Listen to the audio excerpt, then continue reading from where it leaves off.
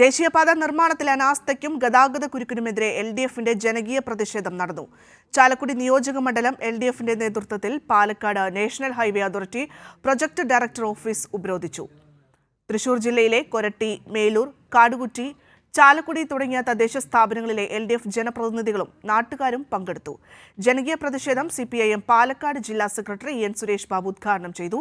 കേരളത്തിന്റെ കുരുക്കായി ദേശീയപാത അതോറിറ്റി മാറിക്കൊണ്ടിരിക്കുകയാണെന്ന് സുരേഷ് ബാബു പറഞ്ഞു.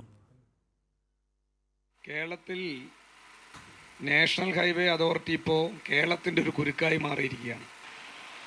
ഈ നാഷണൽ ഹൈവേ അതോറിറ്റി എന്ന് പറയുന്ന ഈ ഡിപ്പാർട്ട്മെൻറ്റ്, അതിൽ കുറേ ഉദ്യോഗസ്ഥന്മാരും അവർക്ക് തോന്നിയതുപോലെ കാര്യങ്ങൾ ചെയ്യുമെന്നുള്ള ഒരു ജനത്തിനോടുള്ള വെല്ലുവിളി എന്ന് വേണമെങ്കിൽ പറയാം. ആ നിലയിലേക്കാണ് അവരുടെ ഒരു സമീപനം.